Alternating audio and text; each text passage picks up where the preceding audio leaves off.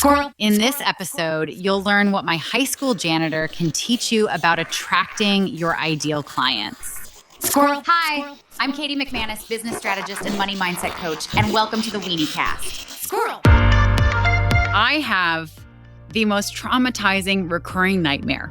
In this nightmare, I get a phone call from my old guidance counselor from my high school, Mr. Bennett. And Mr. Bennett says, "Hey, Catherine, so great to talk to you. I'm sorry, but I have some bad news." And I'm like, "What, Mr. Bennett? Like, what happened?" I'm thinking like someone died or the school burned down, whatever. And he says, we've actually been auditing our past records, and it looks like the courses you did in your senior year of high school actually weren't enough for you to graduate. And unfortunately, we have to take your high school diploma back. And if you'd like to keep it, you'll just have to redo your senior year of high school, and you'll have to come back and enroll. And in my dream, I'm very aware that I'm in my 30s. There are a few ways this dream goes from there. Sometimes I go back to school. Sometimes I say, fuck it, I'm just not going to have a diploma. There's a lot of different ways that Dream Katie handles this nightmare. And the only reason I bring this up is because I'm talking about this incredible thing that happened at my high school graduation that helps me prove a point about what you should be using to create content that will attract your ideal clients. Before we get to that, I want to share at my high school, the senior class would always vote on who their main speaker would be at graduation. This was usually a local politician, a celebrated business owner, maybe one of the favorite teachers, maybe an administrator who, had been influential in some big project during their time at school. My class, however, chose our school janitor. I believe his name was Dave, and I'm so embarrassed. I'm really bad with names from that far back. The reason my class chose the school janitor to speak at our graduation was because he was the adult in that building who made the most people in our class feel seen and understood and taken care of. He was there in the hallways when someone got kicked out of class for misbehaving and they were just having a really bad day and they needed to talk to someone. I seem to remember him putting his mop up against the wall and just kind of walking with them down the hallway for a bit and just being an ear. After school, if kids were, sitting around and kind of avoiding going home, he'd be the first person to ask, like, "Hey, what's going on?" If you made an excuse to go to the bathroom in the middle of class because you needed to go cry, he was usually in the hallway. He was usually just a very kind person to speak to. He offered genuine connection. And it wasn't that structured connection that you got if you went to the guidance counselor's office and set up an appointment and then had a meeting with Mr. Bennett and all the things. And they put the notes in your file that you were having a hard time with this, that, and the other thing.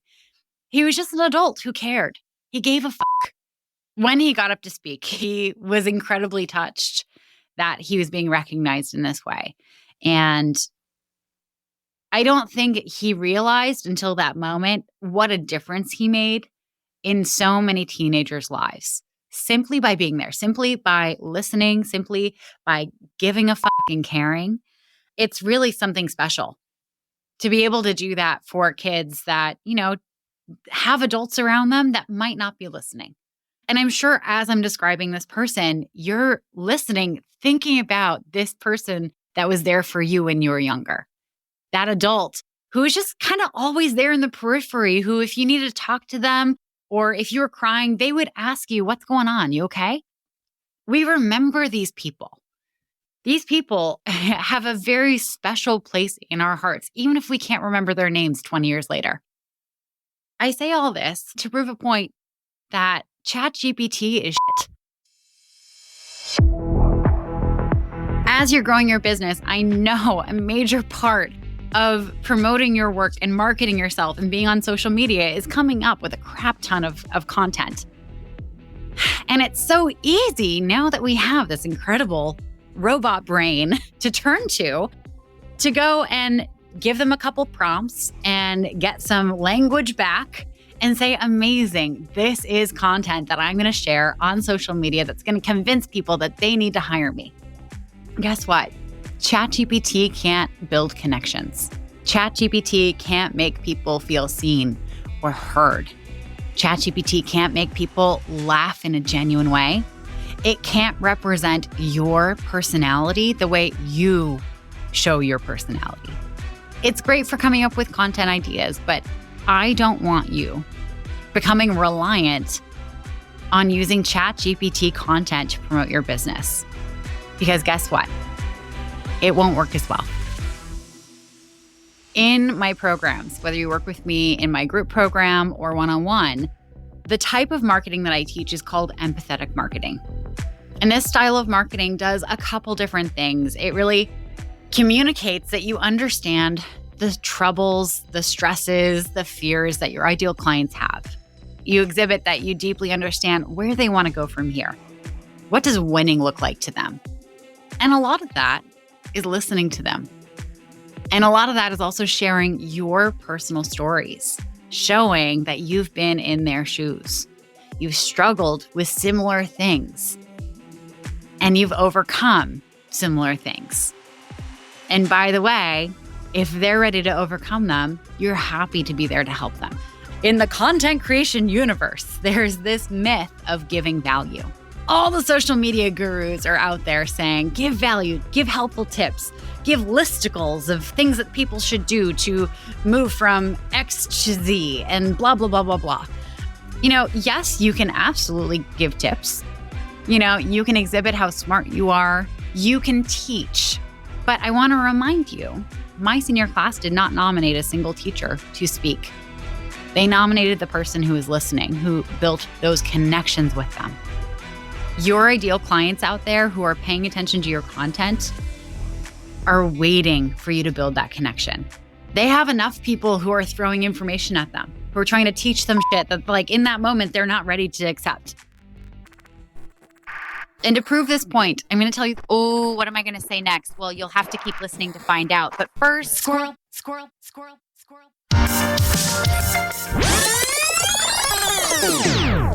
And to prove this point, I'm going to tell you the story of the two old men in the park. I've told this story previously, but it really shows you what works in marketing. Every single day, there's a young mom and she has a 3-year-old daughter, and they go to the park. And this little girl is obsessed with the fishes in the pond. She insists that every single day, rain or shine, they have to take some pieces of bread to go and feed the fish. And she checks on them and she kind of names them. And, she gets really excited when they come up to the surface and they bite the bread and all the things. And she really takes her time to spend time with her fish, right? And the mom, of course, any excuse to get out of the house and give her child an activity that she doesn't have to really be the entertainer for is a nice little break.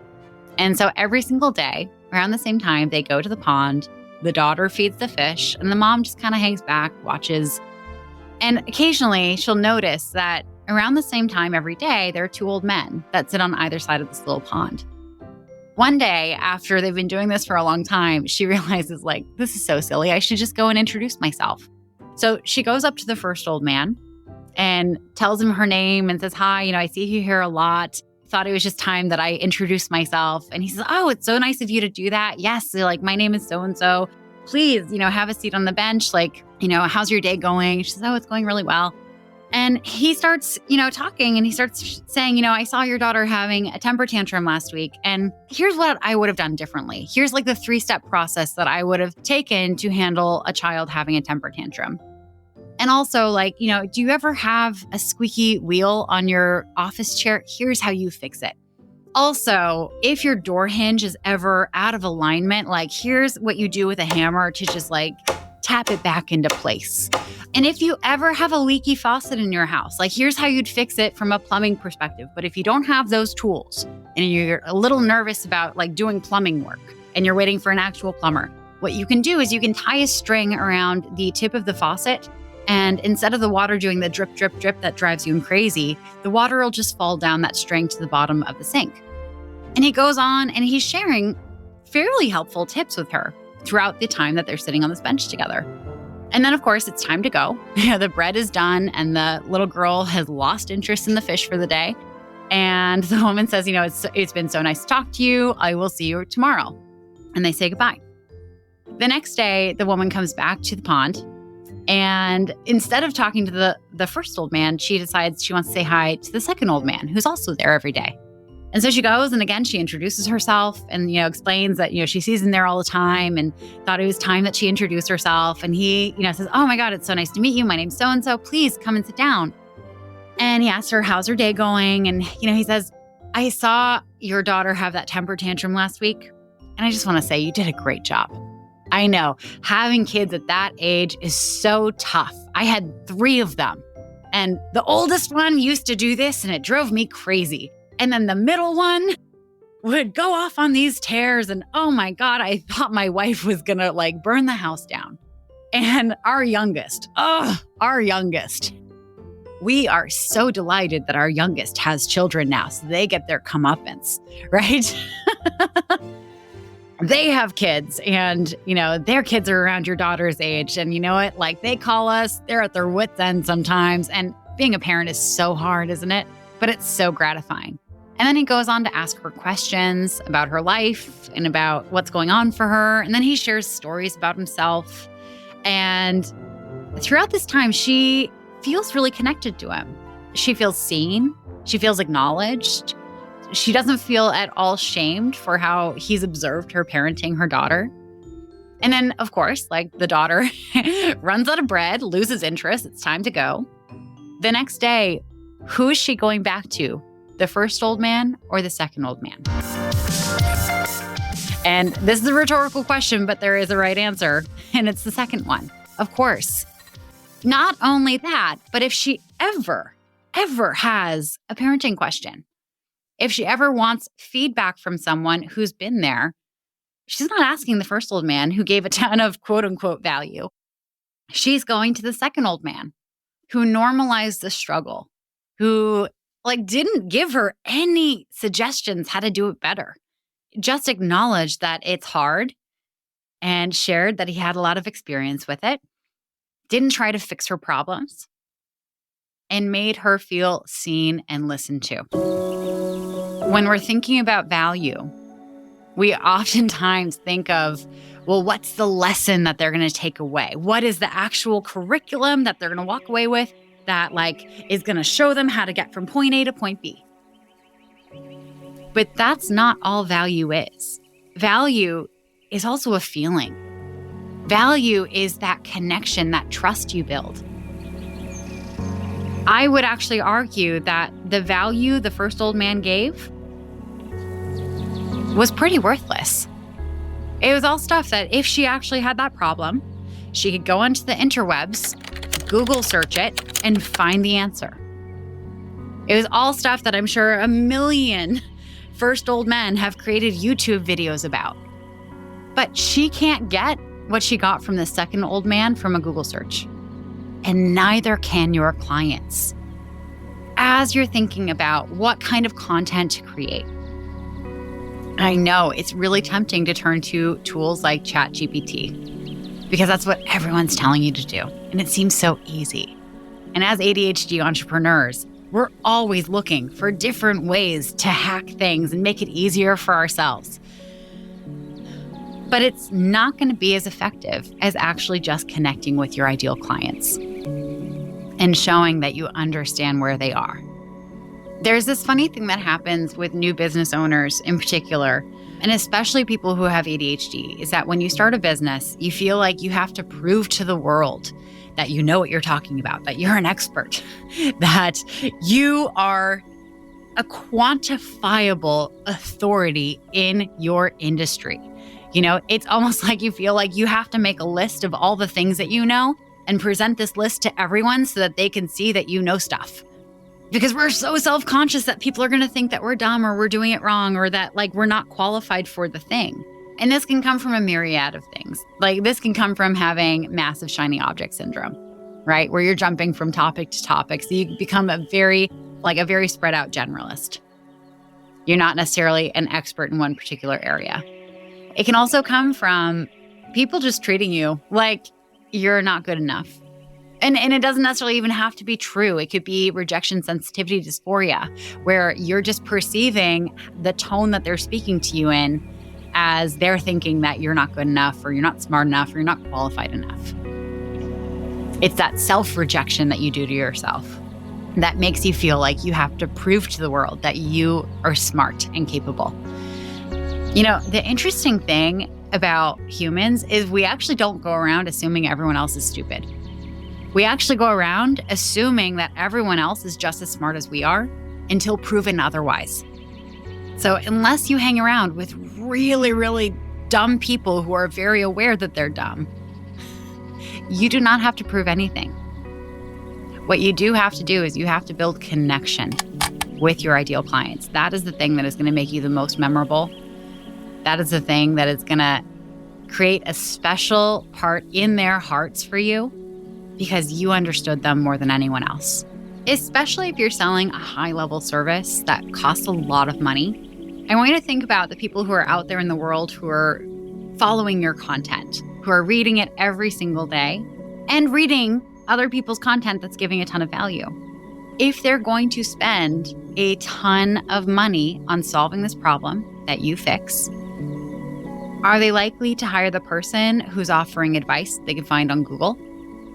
Or are they likely to hire the person who they feel deeply connected to, who they trust more than anyone, and who they know will not shame them for being in this problem? Bet you it's the latter.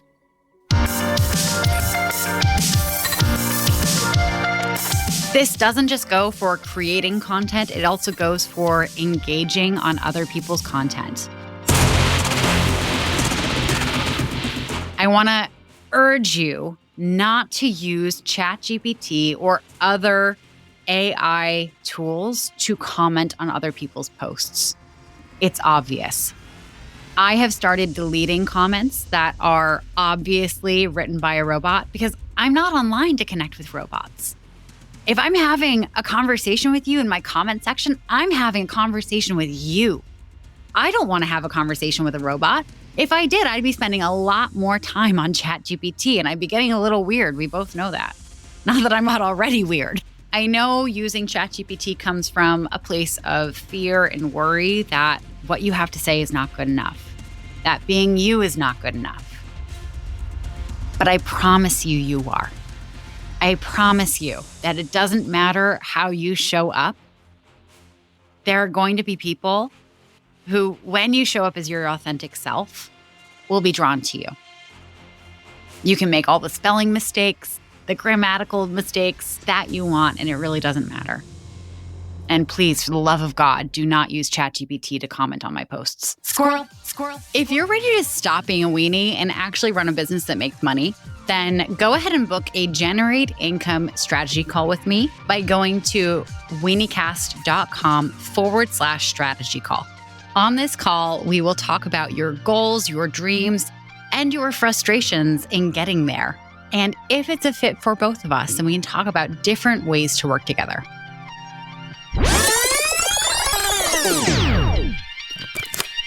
It's just like there's so many comments where they're just summarizing my post. And I'm like, are you kidding me? Squirrel.